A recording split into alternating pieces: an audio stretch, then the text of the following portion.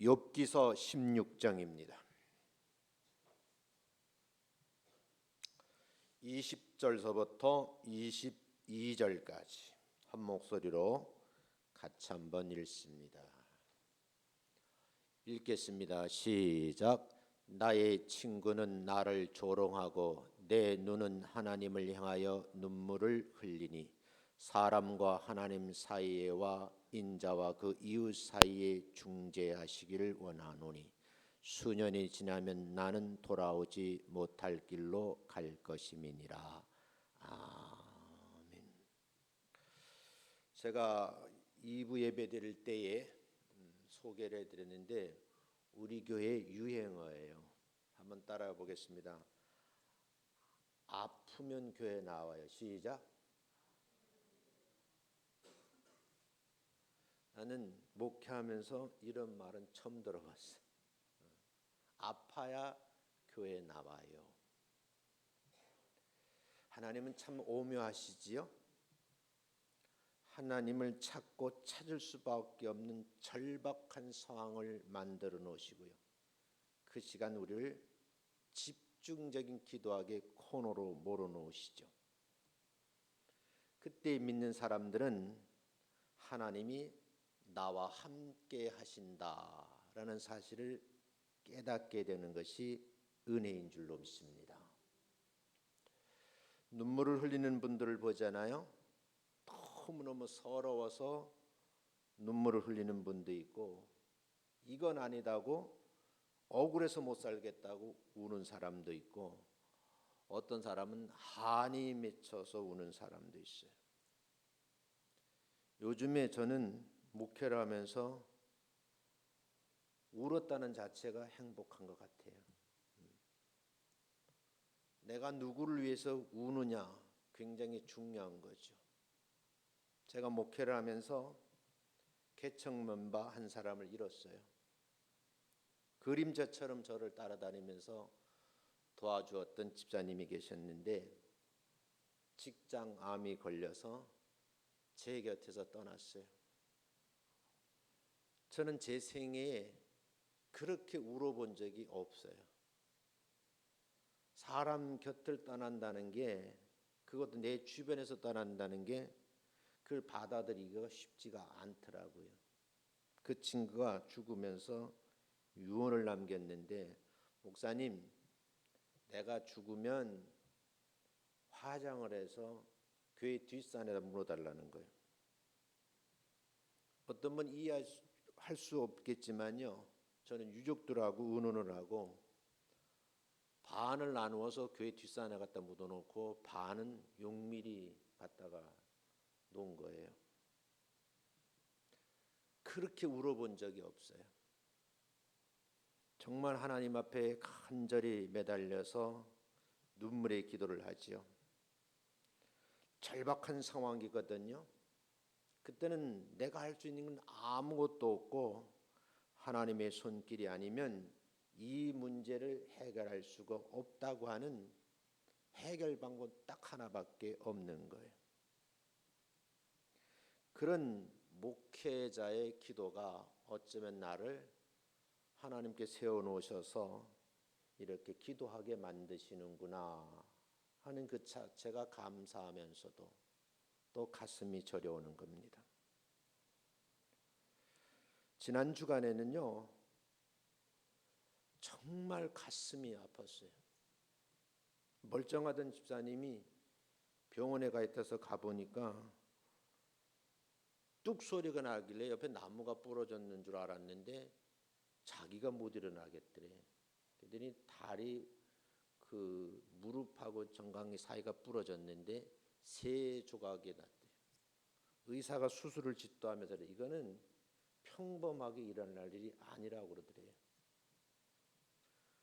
그래서 제가 어제 다시 또 밤에 또 삐질까 봐 또 갔다 왔어요. 가서 또 기도해주고 왔거든요.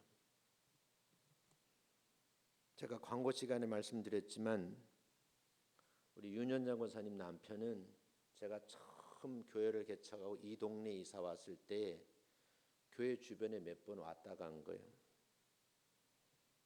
근데 하나님은 참 놀라우신 것 같아요. 정말 진짜 예수 믿지 않을 것 같은 유설의 권사님 남편은 산다는 보장이 없었거든요. 의사도 포기한 사람이거든. 밤이고 낮이고 저한테 전화와. 목사님 와주세요. 기도해 주세요. 한계를 느끼니까 그렇겠죠.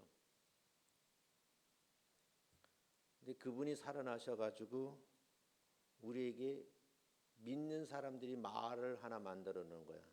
그게 뭐예요? 아파야 교회 나와요.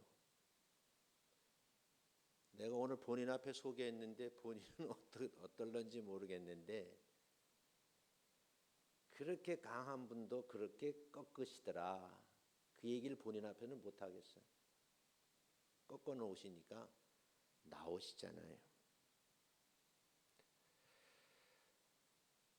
윤전자 고사님 그 부군 되시는 분은 진짜 교회 나오라면요 말은 잘 들어요.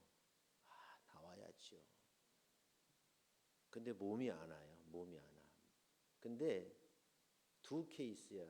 극렬 반대하는 분은 적극적인 방법을 하나님께서 극적인 장면을 말해서 교회 나오게 만드시는데 이분은 말로는 맨날 교회 앉아 있어. 근데 진짜 몸은 안 오는 거예요. 그러니까 수술을 해야 되겠는데 윤건사님 나보고 그래. 철박한 심정이 들어서 목사님한테 기도 부탁을 해야 되는데 말이 안 나오더래. 그래서 안 되겠다 싶어 우리 정장로님이 할 수 쫓아와가지고 목사님 병원에 가시죠. 그래서 그래 가자. 정장로님 차를 타고 가는데 중간에 전화가 왔어요. 목사님 그래. 내가 알았어. 내가 가는 중이야. 그래서 병원에 갔거든요. 병원에 갔는데 침대에 누워있다가 일어나더라고요. 일어나면서 자초지정을 얘기해봐요. 그러니까 그동안 과정을 나한테 얘기를 하더라고요. 그래서 내가 가슴에 꼭 품고 머리에 손을 얹고 기도를 해주었어요. 그러면서 제 마음속에 하나님 절대 일리진 말어. 뺀질이 같은 분도 주의 품에 들어오게 하시니 감사합니다. 그리고 내가 안수기도를 해줬거든요. 그분이 목사의 품에 안겨서 기도해달라고 하는 상황을 만들어 놓으신 분은 난 하나님이시다라고 보는 거예요. 기도를 해주니까 눈가에 이슬이 맺히시더라고. 이렇게 마음을 녹여 가시는구나 생각을 했어요. 그리고 저하고 얘기하다가 갑자기 의료진이 와서 내일 아침에 수술을 하니까 뭐 수술 동의서 쓰고 뭐 하는데 데려가더니 안 오더라고. 안 오니까 그분 친구하고 같이 앉아서 이 얘기를 했어요. 그랬더니 그 친구가 그래요. 목사님 너무 진실하신 것 같고 그래서 제가 마음에 감동이 옵니다. 그럼 이런 얘기하다가 그분이 하는 말이에요. 이 친구가 수술을 성공적으로 마치고 회복이 되다 발걸음을 할 때 교회 나가면 내가 이 교회를 따라 나오겠다는 내가 뜬금없이 물었어. 당신 어디 교회 나가는데? 그러니까 안산에 있는 교회를 나간대. 그럼 자기 교회 가지고 우리 교회로 와. 근데 문제는 뭐야? 말 뜻을 이해하겠다고. 이 사람이 자기 발로 설 때까지라는 게 내 해석이야. 그런 친구가 있다는 게 내가 너무 고맙고 감사하다는 그런 생각이 들더라고요.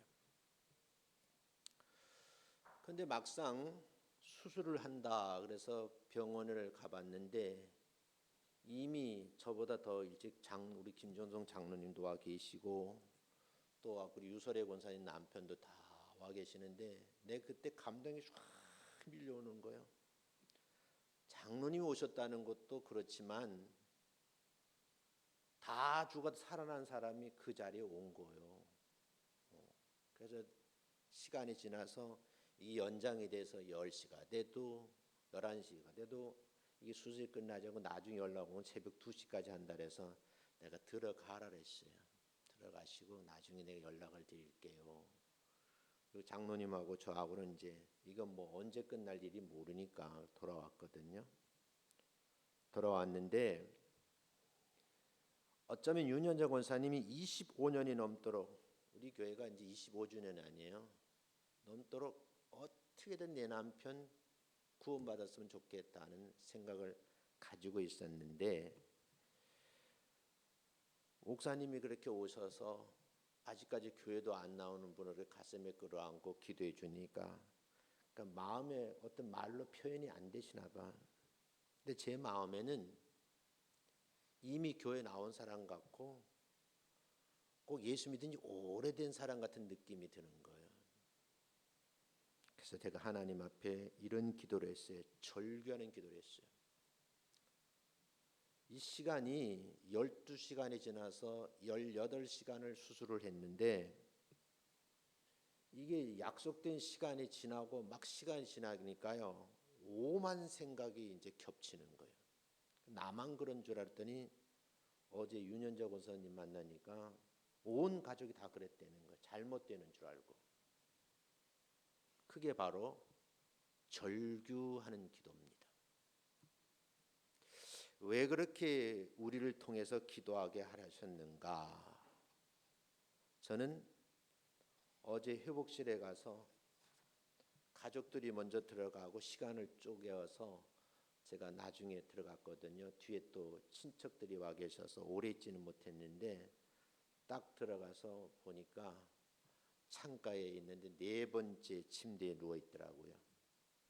내가 나하고 눈이 안 맞아서 이 목사요, 저를 알아보겠어요. 근데 고개를 나한테 돌리는데 눈가에 이슬이 맺히면서 하는 말이, 목사님 감사합니다. 그 말을 할 수 있는 분일까 하는 생각이 드는 거예요. 그러면서 저하고 눈이 마주쳤는데 나올 때까지 눈이 고정돼 있는 거예요. 그 장면을 보면서 정말 살고 싶은 마음이 대단하셨구나, 그런 생각이 들더라고요. 점심 식사를 같이 하면서 가족들이 얘기를 들어봤어요. 딸아이 이름도 잘 기억을 못하더래요. 의사가 계속 말을 시키면서 옆에서 있는 윤현자 권사님 분을 보고 이분이 누구냐고. 그러면 윤현자 권사님은 내 사람이요, 우리 섹시요, 우리 마누라요, 이 소리를 했으면 참 좋겠는데 안 하더라는 거예요. 나중에 계속 물으니까 윤이라 그러더래. 윤. 한참 있다가 연자라 그러더래. 야, 그 소리 듣기 참 어렵다. 그러면서 저하고 들어갔을 때 얼굴을 쓰다듬으면서 목사님 왔잖아. 내가 그분 얼굴을 이렇게 만져주면서 돌아와줘서 고마워요, 감사해요. 내가 붙들고 기도를 했거든요. 제가 그래서 교회 돌아와서 원고를 시작했는데 그게 본문 제목이에요. 눈물의 기도를 하나님께 드리라. 이론으로 쓴 게 아니고요, 그냥 느낌으로 설교 원고를 썼어요. 그러면서 성경을 찾아보기를, 도대체 성경 인물들 가운데 눈물로 기도한 분들이 어떤 분일까 생각하면서 원고를 정리해놨어요. 그 첫 번째가 다윗의 눈물의 기도입니다. 다윗의 눈물 기도인데 시편 6편 6절 7절 말씀 읽어보겠습니다. 한번 띄워보세요. 자, 읽어보겠습니다. 시편 6편 6절 7절 시작. 왜 없어졌어? 잠깐만, 이 손발이 맞아야 돼. 띄었어요? 맞아요? 시작. 내가 탄식함으로 피곤하여 밤마다 눈물로 내 침상을 띄우며 내 요를 적시나이다. 내 눈이 근심으로 말미암아 쇠하며 내 모든 대적으로 말미암아 어두워졌나이다. 여러분, 저도 수술실에 들어가 봤는데요, 나는 뭐 죽을 병은 아니지만 수술실에 딱 들어가는데 기분이 묘해요. 그 이제 수술 들어가 보신 분들은 알아. 그래서 수술방이 춥잖아요. 세균 번식을 막기 위해서 일찍 온도가 낮아요.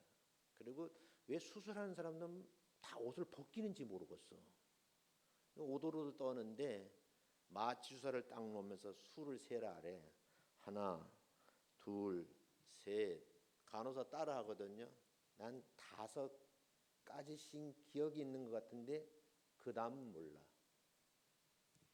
그런데 그 순간에 만약에 내가 눈을 뜨지 못하면 어떡하지? 이런 생각이 들더라고. 그 증권 있는 거, 빌린 거 다 가르쳐줘야 되는데 오만 생각이 들어요.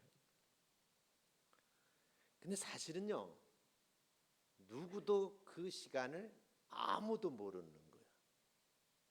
수술실에서 수술이 이제 진행되고 장기를 적출해서 우리 집사람한테 보여줬다는 거예요. 나중에 난 들었어요.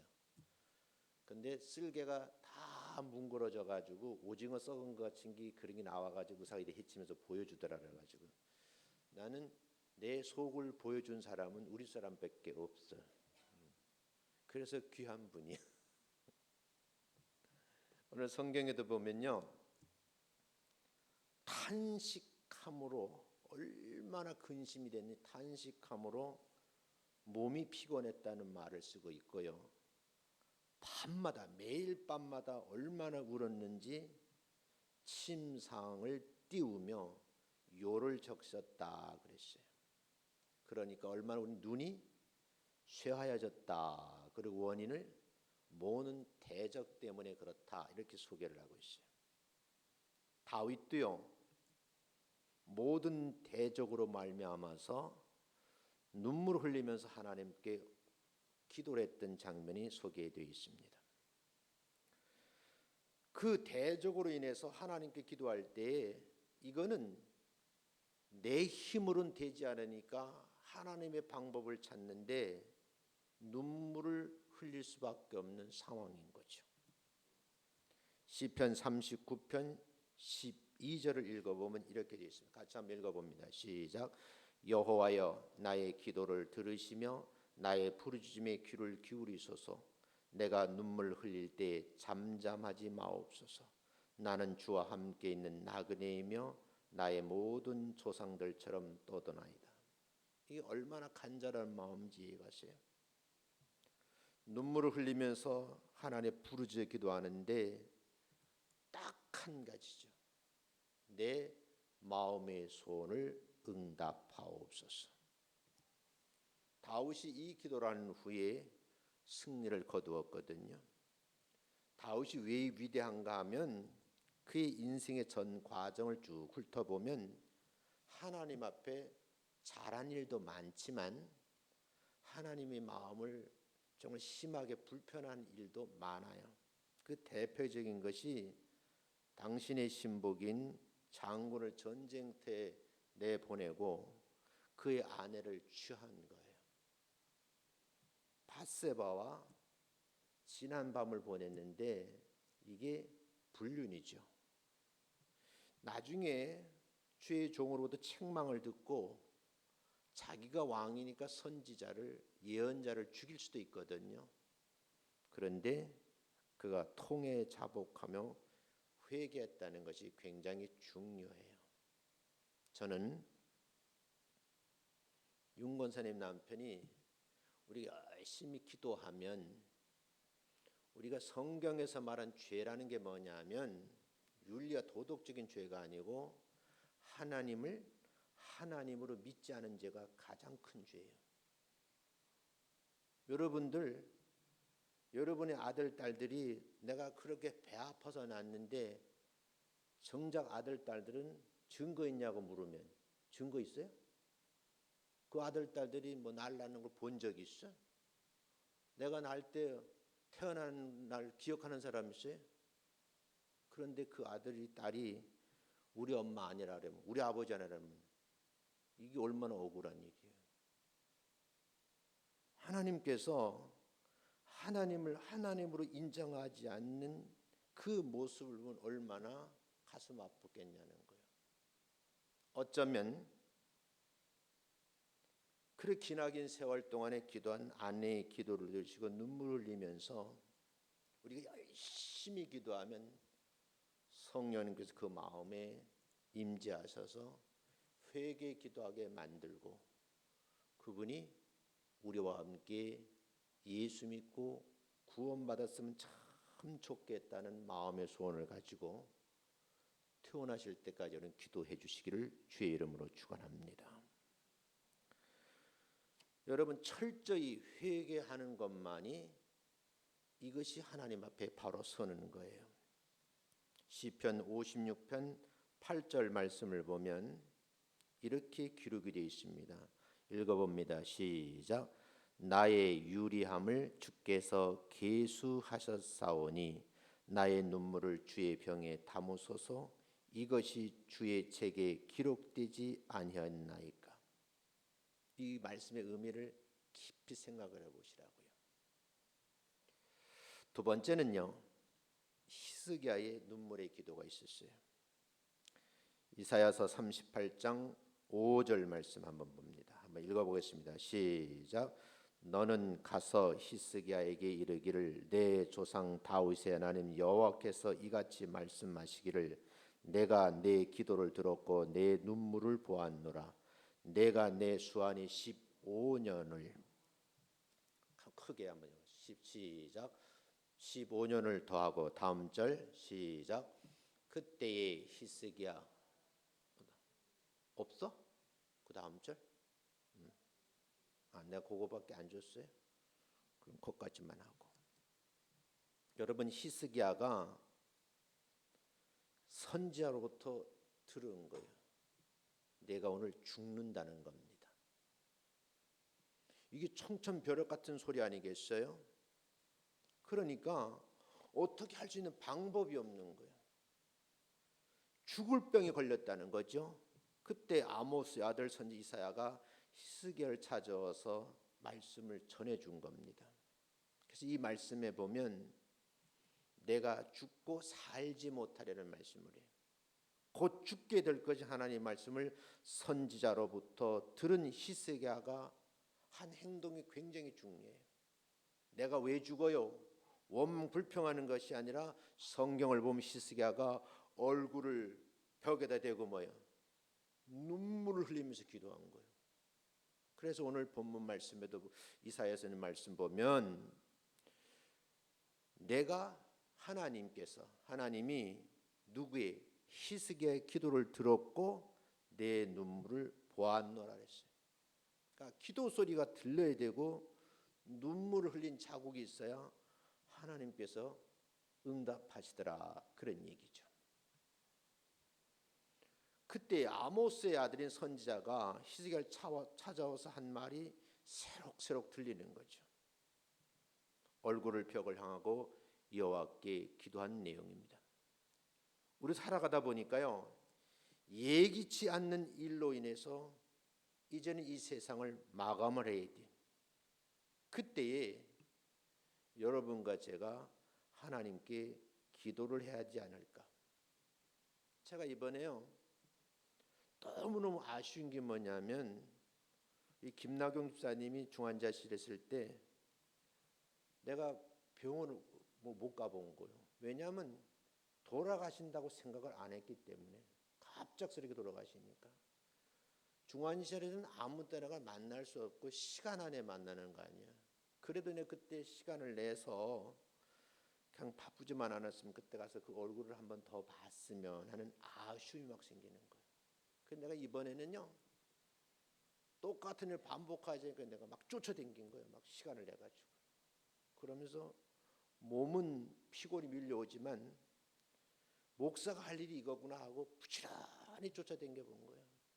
금요일 날 중환자실 가고 싶은데 내 생각에는 이제 의식이 조금 돌아왔으니까 내가 또 마음속으로 조금 내일 가야지. 왜냐하면 지금 가족들 만나려면 시간이 모자라잖아요.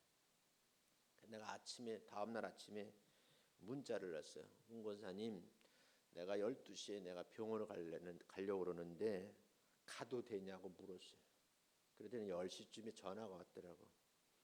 목사님, 오시면 너무 고맙지요. 그러면서 눈물을 흘리는 거예요. 울지 말라 그랬어요. 그래서 내가 가서 보니까 여기 교회 있다가 11시에 떴거든요. 근데 빨리 가고 싶어서 광명시 쪽으로 갔더니 이게 뭐 광명사거리부터 해가지고 저기 안양천 건너가는데 도저히 못 가는 시간은 다 돼가고 가만히 보니까 그 길로 가마산 길로 가다가는 도저히 병원 못 도착할 건데 잠깐 보니까 좌측으로 길이 터졌더라고. 그래서 안양천 도로를 통해 가지고 도움경기장 옆으로 해가지고 위반 아닌 위반을 할까 말까 하면서 급히 달려가가 58분에 도착해가지고 수술실 2층에 올라가 보니까 사람이 인산이네야. 면회하려고 그렇게 사람들이 많더라고. 근데 전화해도 전화도 안 받아. 저 신랑 만나려고 내 전화는 안 받더라고. 그러거나 말거나 막 찾다 보니까 딸내미 보기 엄마 어디 있냐 그러니까 엄마 저기 있어요 그러더라고. 그래서 제가 그분을 뵌 거예요. 여러분, 히스기야가 병이 들어 죽게 되었을 때에 기도한 것처럼 가장 절박한 순간에 하나님을 찾을 수 있는 환경을 만들어 놓으시고 그 코너에 몰아 놓으시고 모든 사람들을 기도하게 만드는 거예요. 그래서 가장 중요한 게 뭐냐? 기도의 동력자가 있다는 것이 그게 행복한 거예요. 새벽 예배 식구한테도 부탁을 하고 그러니까 만나는 사람마다 우리 권사님 남편 살려달라고 기도하세요. 그리고 보니까요 김근대 집사한테 미안하더라고. 근데 미안한데 마음속에 그건 죽을 병이 아니니까. 근데 그분은 또 전하면 안 돼. 다리 부러진 건 죽을 병은 아니잖아. 뇌를요 반 이상을 뚜껑을 열었어. 뚜껑을 열어놓고 여는 데만 4시간 걸린대요. 열어놓고 그걸 찾아가는데 그게 밤 10시에 찾은 거예요. 10시 했는데 동그랗다 그러더니까 소세지만큼 크더라는 거예요. 그걸 제거하느라고 그렇게 시간이 많이 걸렸더라. 그러니까 여러분 생각해봐요. 8시에 밤 8시 수술이 끝난다고 했을 때 끝났으면 안심을 하는데 그때부터 피가 말리는 거예요. 새벽 2시 끝난다 그러는데 모든 사람이 잘못된 줄 알고 그건 당해본 사람만이 아는 거예요. 아무 서로 말을 못해. 그리고 10시, 11시 우리는 10시 정도 돼서 장로님하고 저하고는 왔거든요. 왔는 잠이 안 오는 거예요. 어떻게 잘못될까 봐. 본인이야 죽으면 되는데 살아있는 사람들도 잘못될까 봐.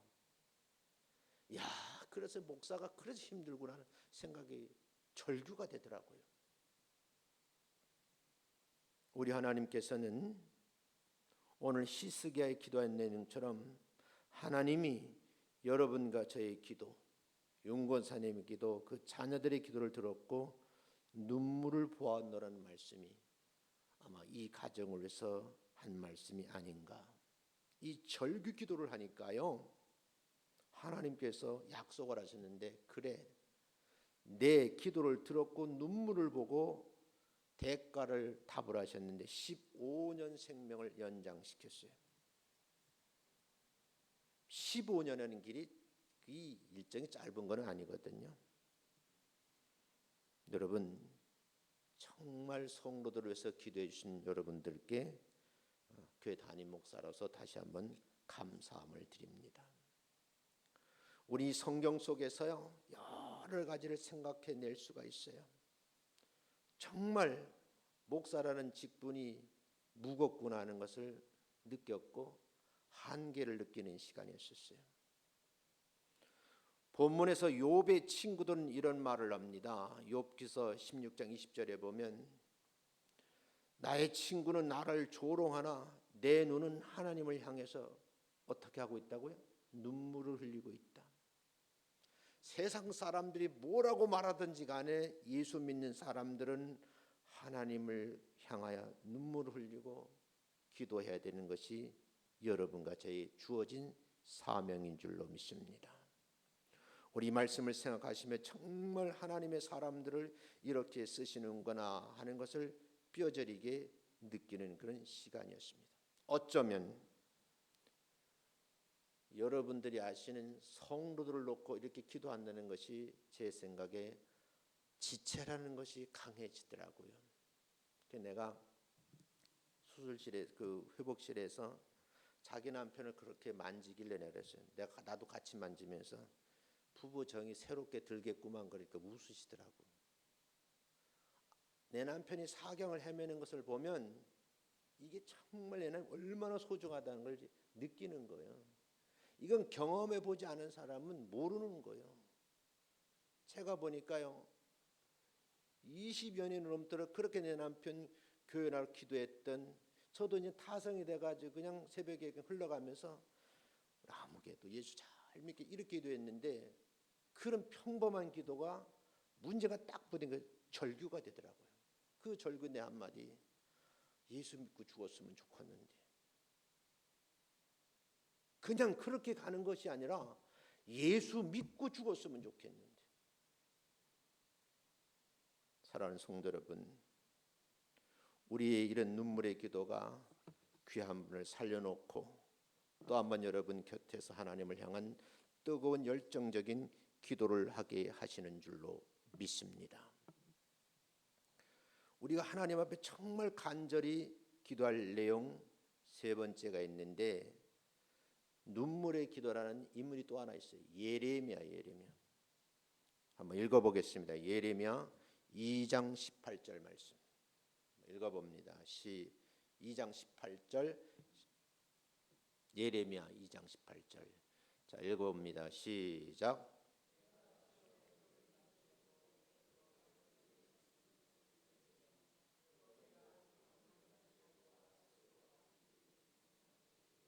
이 구절 맞아? 여러분 보세요. 오늘 성경에서 예레미야 2장 18절 말씀을 보면 그들의 마음이 주를 향하여 부르짖기를 딸 시온의 성벽아 그러면서 너는 밤낮으로 눈물을 강물처럼 흘렸다는 말이지. 쉬지 말고 내 눈동자를 쉬게 하지 말자다. 쉬지 말라는 거예요. 너는 밤낮으로 눈물을 강물처럼 흘리라. 이 말씀, 이스라엘 백성들이 신앙생활 잘못했잖아요. 바벨론으로 잡혀갔어요. 그러니까 주의 종들이 보니까 너무 가슴 아픈 일이, 슬프면서도 괴롭고요, 정말 신세 한탄할 일인데 그냥 신세 한탄만 할 수가 없는 거예요. 그래서 깨달은 사람들이 밤낮으로 눈물로 기도를 하는데 그 눈물이 모여서 강물처럼 흐른다는 그런 말씀을 하고 있는 거예요. 이 내용도요, 정말 여러분과 제가 나라와 민족을 위해서 기도해야 될 것 같아요. 너무 자유가 많고요, 국가 원수에 대해서 생각이 넓으니 이제는 개나 소나 욕을 해요. 그런데 더 아픈 것은요, 믿는 사람들 입도 걸어. 목사도 그렇고 다 그렇고. 나라님은요, 믿는 사람에게 하나님이 내신다고 그랬잖아요. 심판은 누가 해요?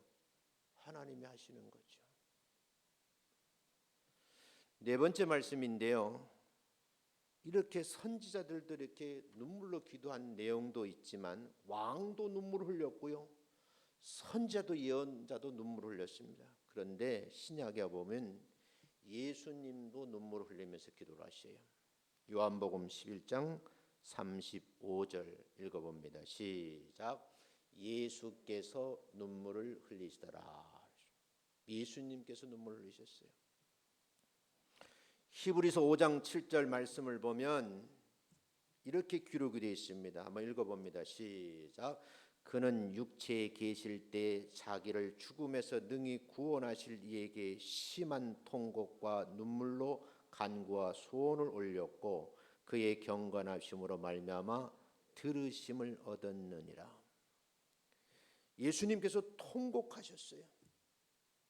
눈물로 간구를 하셨고 마음의 소원을 하나님께 올렸다라고 성경은 기록을 하고 있는데, 하나님의 자녀들을 위해서 눈물을 흘리신 거예요. 그리고 기도하셨어요. 사랑한다고 표현을 하셨고 자비를 베풀으셨습니다. 중보 기도를 하나님께 드리는 예수님을 통해서 여러분과 제가 죄 사함을 받고 은혜의 말씀을 듣고 구원받은 성도로 살아가는 그 자체가 복이다. 세상 사람들이 말하는 오복이 아니고요. 예수 믿은 그 자체가 뭐예요? 복인 거예요. 그 복을 받으려고 어쩌면 문영수라는 사람을, 이 사람 수술할 사람이 아니었어요. 그냥 건강검진 갔다가 뇌에 조그마한 혹이 있다는 거예요. 그래서 그 혹이 이제 지켜보자 그러는데 일하는데 약간의 이제 증세가 나타나는데 얼굴에 마비가 오고 제대로 작동이 안 되니까 그래서 큰 병원에 간 거예요. 큰 병원에 가니까 지금은 수술할 때가 아니고 좀 지켜봅시다 한 거예요. 조금 심해져서 날짜가 와서 건강검진 받으러 들어갔다가 담당 주치의가 하는 말이 이거 심각한데요. 붙들려가지고 들어간 게 수술 받은 거예요. 근데 그게 소세지만큼 커졌다고. 귀한 일이죠. 그래서 제가 이런 기도를 했어요. 하나님, 좋은 의료진 만나게 하시고 권위자가 수술할 때 한 채 실수도 없게 하옵소서. 제가 뇌 수술하는 거 봤거든요. 이 신경 다발이잖아요. 어느 잘못 건드리면 특정 부위가 오작동이 되고 더군다나 마비가 되는 거예요. 모든 컨트롤은 뇌에서 하잖아요. 그래서 절규가 나오는 거예요. 아직까지도 인생의 삶이 한참 남았는데 수술해서 산다도 장애가 있으면 안 되니까. 내가 여러분 자꾸 기도 부탁을 그래서 한 거예요. 어쩌면 예수님께서도 그런 절규하는 마음으로 여러분과 저를 위해서 기도하지 않으셨는가 생각하면 그 주님의 은혜가 너무너무 크고 고맙지요. 여러분, 우리는 이 말씀을 보면서 눈물을 흘리신 장면을 또 한번 생각을 해보셔야 돼요. 히브리서 5장 7절 말씀 보겠습니다. 히브리서 5장 7절. 자, 읽어봅니다. 시작. 그는 육체에 계실 때에 자기를 죽음에서 능히 구원하실 이에게 심한 통곡과 눈물로 간구와 소원을 올렸고 그의 경건하심으로 말미암아 들으심을 얻었느니라. 예수님께서는요, 나사로가 죽은 것을 보고 너무나 불쌍한 생각이 드는 거예요. 그래서 울은 겁니다. 예수 믿는 여러분들과 우리 신앙인들이 왜 울어야 되느냐? 그냥 나버려두면 어디 갈 수밖에 없어요. 지옥 갈 수밖에 없죠. 그걸 두고 볼 수가 없잖아요. 불쌍한 마음이 들어야 되고 그 불쌍한 마음을 가지고 기도하다 보니까 뭐예요? 눈물을 흘리는 거죠. 여러분, 이 말씀을 깊이 생각하면서 예수님 우리를 이렇게 사랑하셨구나 하는 깨달음이 있으시기를 주의 이름으로 축원합니다. 로마서 8장 34절 말씀을 보면 이렇게 기록이 되어 있습니다. 한번 읽어보겠습니다. 자, 로마서 8장 34절 시작. 누가 정죄하리요? 죽으실 뿐만 아니라 다시 살아나신 이는 그리스도 예수시니 그는 하나님 우편에 계신 자요 우리여 간구하시는 자시라. 예수님이 부활하신 이후에 그분이 계신 곳이 하늘 보좌 우편이라고 그러셨고요. 그곳에서 가만히 있는 것이 아니라 여러분과 저를 위해서 간구하고 계신다. 그래서 우리가 복덩어리인 거예요. 옆 사람하고 인사합니다. 당신은 복덩어리입니다. 시작. 예수님 십자가에 죽으신 이후에 부활 승천하셔서 우리를 중보 기도하고 계신데 시편 말씀을 한번 보겠습니다. 시편 23편 4절 말씀. 자, 시작. 내가 사망의 음침한 골짜기로 다닐지라도 해를 두려워하지 않는 것은 주께서 나와 함께 하심이라. 주의 지팡이와 막대기가 나를 안위하시나이다. 하나님의 인도하심, 보호하심, 위로하심이 여러분에게 느껴지고 여러분 삶 속에 지속되시기를 주의 이름으로 축원합니다. 한 군데 더 보겠는데요. 이렇게 눈물 흘려서 기도에 다 응답받은 내용도 있고 응답받지 못하는 눈물의 기도도 있다고 성경은 기록을 하고 있습니다. 히브리서 12장 17절 말씀 한번 봅니다. 시작. 너희의 아는 바와 같이 저가 그 후에 축복의 기업으로 받으려고 눈물을 흘리며 구하되 버림바가 되어 회개할 기회를 얻지 못하였느니라. 이건 좀 세게 들으셔야 돼요. 이삭의 아들 에서에 관한 이야기입니다. 야곱이 아버지인 이삭을 속여서 에서가 받을 복을 가로챘습니다. 가로챈 사람이 누구예요? 동생? 내가 설교하다가 뭐 다윗이라 그랬다 그러는데 나도 몰라. 지난주에 내가 다윗이라 그랬다 그러더라고. 이삭이 쌍둥이잖아요. 동생이 누구예요? 누구예요? 야곱이었던. 다윗이라 그러면 정정해. 야곱이 복을 가르쳤습니다. 그 나중에에서는요, 야곱이 아버지로부터 복을 받던 사실을 알고 너무너무 원통해서 아버지에게 찾아가서 복을 달라고 눈물을 흘리면서 애원을 했습니다. 그게 내가 받을 복인데 왜 아버지 동생 야곱에게 주었습니까? 라고 통곡하며 우는 거예요. 창세기 27장 38절 한번 볼까요? 시작. 에서가 아비에게 이르되 내 아버지여 아버지의 빌 복이 이 하나뿐이리까 내 아버지여 내게 축복하소서 내게도 그리하소서 하고 소리를 높여 뭐하니? 이 큰 소리로 울었다는 거예요. 여러분 이 말씀 속에서 기회를 빼앗기는 자가 이게 어리석은 자예요. 제가 어제 병원 신방 가서 늦게 가서 두네 분을 만났거든요. 그러니까 한참 얘기하는데 그래 권사님 집사님이 제가요 금방 못 나갈 것 같아요. 그리고 다리가 부러졌으니 금방 못 나가지. 다리가 부러지면 최소한도 얼마 정도 있어야 돼요? 2달은 있어요. 2달. 정상적으로 걸어 다니는데 2달 정도 걸려요. 문제는 두 분이 하는 얘기가 기도를 받고 달라는 거예요. 근데 뺄까 그러니까 빼지 말래. 아니 기도를 빼야지 왜 빼지 마라 그러니까 절대 빼지 말라는 거예요. 내가 기도 빼지 말라는 소리에 감동을 받아가지고 내가 안 빼고 내가 기도할 대신 기도할게. 난 그게 귀하게 보이더라고요. 목사가 예배 순서를 짜고 그 순서 속에서 기도를 넣어줬는데 안타까우면 내가 몸이 아파서 기도를 못 하잖아요.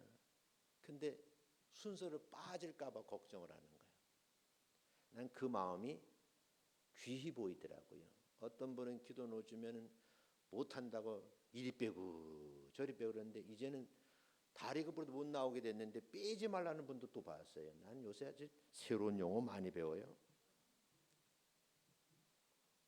불신자들이 제 아무리 눈물로 통곡하고 기도를 해도 그 마음의 소원은 이루어지지 않는다는 거예요. 어떤 사람이 믿는 사람이 기도해야 응답이 되는 거예요. 그래서 뭐예요? 안 믿는 남편, 안 믿는 가족은요? 누가 기도해야 돼요? 먼저 믿는 사람들이 기도하는 거예요. 우리들은 하나님의 약속의 자녀들이거든요. 약속의 자녀들이 그리스도 안에서 무엇을 놓고 기도하든지 간 하나님 반드시 응답해 주시는 줄로 믿습니다. 요한복음 15장 16절 말씀 읽겠습니다. 시작. 너희가 나를 택한 것이 아니요 내가 너희를 택하여 세웠나니 이는 너희로 가서 과실을 맺게 하고 또 너희 과실이 항상 있게 하여 내 이름으로 아버지께 무엇을 구하든지 다 받게 하려 함이니. 명쾌한 해답이에요. 여러분 믿는 우리들이 이게 사명이라는 거야. 그 사명이 뭐예요? 기도하고 말씀 전하고 복음에 합당한 사람으로 살아가는 거죠. 에서처럼 육의 눈이 어두워서 팥죽 한 그릇에 장자권을 파는 어리석음을 범하지 말라는 거예요. 못된 짓 했죠. 어머니하고 짝짝꿍했죠. 그래서 여러분 복의 아버지로부터 축복 기도를 받았는데 성경은요, 누구의 자손이? 다윗이 아니고 야곱의 자손이 복을 받아는 그 자손은 뭐예요? 그리스도가 나타나는 거예요. 여러분 먼저 믿는 우리가 얼마나 소중하다는 것을 알 수 있는 거예요. 계시록 7장 17절 말씀 한번 읽어보겠습니다. 한번 꼭 읽으셔야 되겠어요. 계시록 7장 17절 시작. 이는 보좌 가운데 계신 어린 양이 저희의 목자가 되사 생명수 샘으로 인도하시고 하나님께서 저희 눈에서 모든 눈물을 씻어 주실 것임이 이러라. 발음이 잘 안 된다. 여러분 내가 통곡하며 눈물을 흘리는데 그 눈물을 거두어 주시는 분이 누구시라고요? 우리 주님이라고 말씀하시잖아요. 생명은 누구에 달렸어요?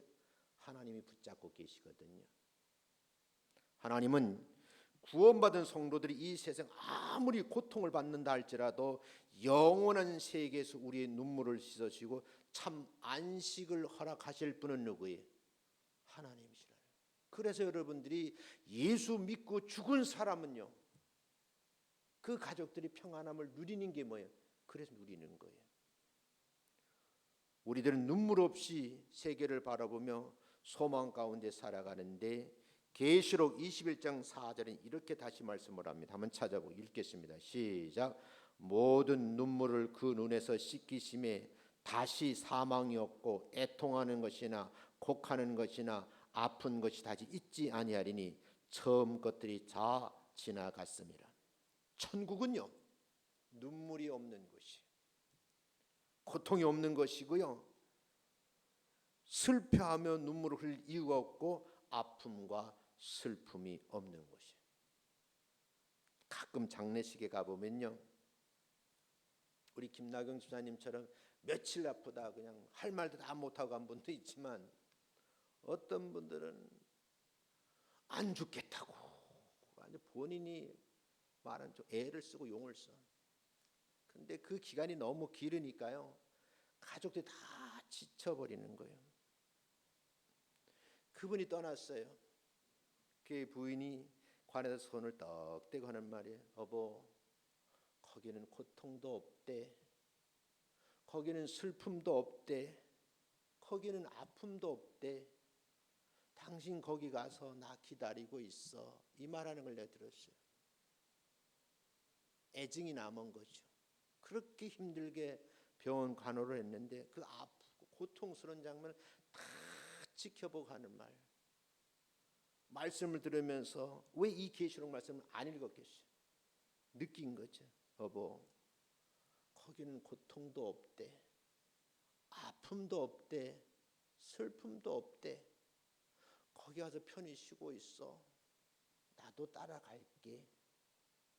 제가 평생 잊지 못한 그 권사님이 관이 올려놓고 우는 소리를 내가 들어본 거예요.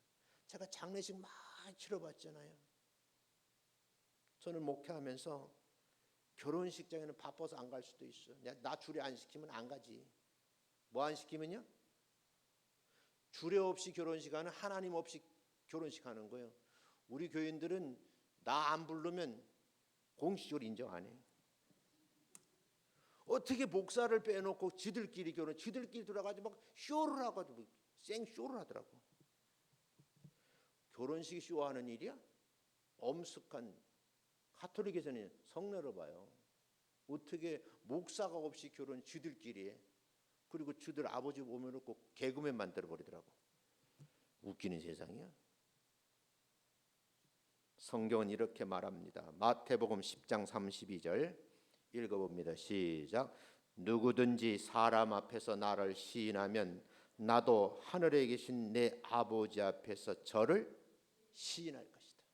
이 땅에 살아 계실 때에 정말 하나님 앞에 예수의 이름을 부르고 기도하면 하나님께서 뭐야?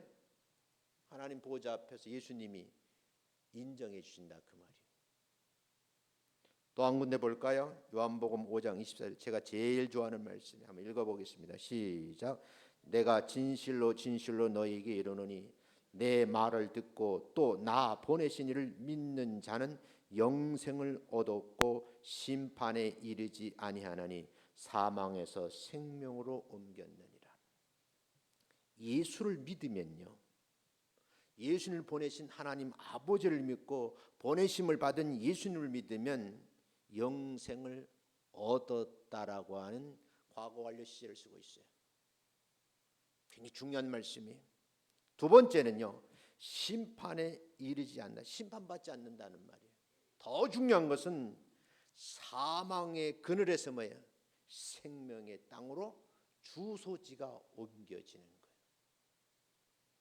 그래서 여러분 한평생을 살아도 얼굴에 근심 걱정이 사라지고 평안한 마음으로 살 수 있는 것은 요한복음 5장 24절 이 생명의 말씀을 붙들고 살아가시기를 주의 이름으로 축원합니다. 다시 한번 감사드리겠어요. 내 식구가 그렇게 중요하더라고요. 내 식구, 내가 목회하는 현장에 내 사랑하는 성도들이 그렇게 귀하다는 걸 뼈저리게 느끼는 거예요. 이리 뛰어댕기고 저러 뛰어댕기고 막 하는데 목사 내 혼자 가서 수술실 앞에 지키고 있는 줄 알았더니 장로님들이 와 계시고 성도님들이 와 계시고 그 모습 보니까 마음이 그렇게 좋을 수가 없어요. 성경은 이렇게 말씀하죠. 야고보서 5장 15절 말씀해 보면 믿음의 기도는 병든 자를 구원하신다는 말씀이 있고요, 믿음의 기도는 병든 자를 일으켜 세운다는 말씀이 있어요. 기록된 말씀대로 사랑하는 집사님들이 성도님이 건강한 모습으로 회복돼서 우리와 함께 예배를 드릴 때 내가 우리 문영수 씨가 교회 나오면 우리 황선한 성도에 불러 세울라래. 여기가 둘이 악수시킬라래. 그 원래 제 양반들이 아래웃집에 살았어. 한 집이 개봉동 현대아파트 이사 가는 바람에 헤어진 거예요. 그리고 저 유소래 권사님이 열심히 전도해가지고 유년정은 전도한 거예요. 그래서 두 집이 우리 교회를 나오기 시작하는 거예요. 개척 멤버요. 내가 애정이 얼마나 많겠어요. 우리 전사님 맨날 이분도 두 분들 놓고 거기 한 동네 살았거든요. 맨날 왔다 갔다 하면 기도해주고 그렇게 해서 양육해서 세우는 분들이에요. 마가복음 11장 24절에도 보면 이렇게 돼 있어요. 한번 읽어보겠습니다. 마가복음 11장 24절 시작. 그러므로 내가 너희에게 말하노니 무엇이든지 기도하고 구하는 것은 받은 줄로 믿으라. 그리하면 너희에게 그대로 되리라. 마지막 부탁을 드리고 마치겠어요. 어려워하지 마시고요, 문제가 생기면 기도 제목을 내놓으세요. 병은 어떻게 돼요? 알레 소문 내야 된다 그러잖아. 그러니까 쪽지를 적든지 뭐 문자를 카톡으로 보내든지 뭐 이메일을 보든지 어떤 방법이든 간에 목사님 이건 비밀로 해주세요. 아니면 이걸 공개해 주세요. 전제하고 기도 제목을 적으세요. 목사가 설교만 하는 게 목사가 아니더라고요. 설교 뭐 누가 해도 다 하죠. 뭐 우리 교회 뭐 부목사님도 있고 또 전사님도 있고 설교시키면 하죠. 설교가 다가 아니고 내가 목회를 해보니까 더 힘든 건 뭐예요? 기도에 짐을 지고 엎드려 있는 게 목회야. 젊은 사람들은 이거 못 느낍니다. 단독 목회 해보지 않은 사람은 아무도 못 느끼는 거예요. 저도 부목사 할 때 그런 느낌이 없었어요. 단독 목회를 해보니까 알겠더라고. 그러면서 내 마음속에 여러분 기분 나쁠지 모르지만 다 내 새끼야. 내 새끼인데 좋은 말로 표현은 금쪽 같은 거예요. 금쪽 같은 내 새끼를 위해서 내가 기도하는 것이 내 본연의 임무라는 거예요. 설교? 설교보다 더 귀한 게 뭐예요? 기도요. 그래서 여러분 새벽에 오시는 분들이 이게 많이 올 때는 한 30명씩 와요. 오늘 아침에는요 새벽에 한 명도 안 온 거예요. 그래서 내가 너무 속이 상해가지고 아래층을 내려갔더니 이 우리 부교육자 잘못이에요. 원래 바깥문은 안 걸거든. 나는 습관처럼 뒷문으로 들어와가지고 가운데 문 딱 열어놓고 3층 올라가 준비하고 딱 내려갔다 설교를 올라오거든요. 누가 바깥문을 걸어버린 거예요. 여러 사람이 왔다 문을 못 열어가지고 한 분이 전화가 왔어. 목사님 새벽기도 안 하냐고. 근데 이미 끝나가는 내려가는 중인데 그래. 오늘은 안 해요. 그래서 내가 되게 속상하더라고. 아니 아침에 쉬면 좋지. 나도 사람인지라 쉬면 좋아. 그런데 내가 목회를 해보니까 설교가 다가 아니더라고.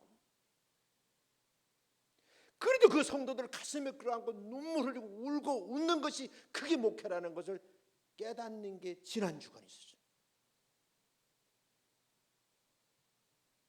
목회가 쉽지 않아요. 오전에 내가 광고를 쭉 했는데 또 한성의 권사님이 떡을 해왔는데 떡 한 광고 또 잊어먹었어. 시험 들지 않기를 주의 이름으로 축원합니다.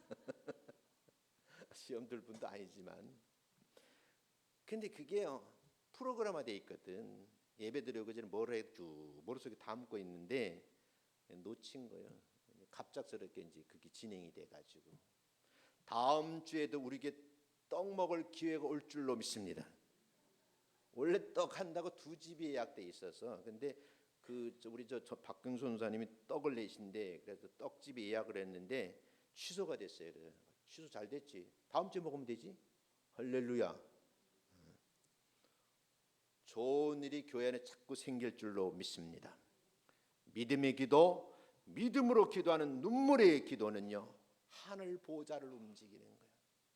하나님의 그 가득한 마음을 불러일으키셔서 내려다보시고 여러분과 저를 지켜보시는 거예요. 그 지켜보심이 이게 큰 복이라는 거예요. 관심의 대상이 되었다 그 말입니다. 여러분 지금 내가 하는 설교는요 젊은 사람들은 삘이 잘 안 올 거예요. 나이 드신 분 인생의 삶의 모진 고통을 다 겪어보시면 같이 눈물을 흘려봤거든. 그럼 이게 내가 오늘 설교 오니까 길게 하는 건데 길어도 짧죠? 설교가 길어요? 우리 황지미 지사가 아니래. 난 저분이 은혜 받았나 봐. 젊은 분들 설교 짧게 하라는데 은혜가 되는 줄로 믿습니다. 기도하겠습니다. 하나님 아버지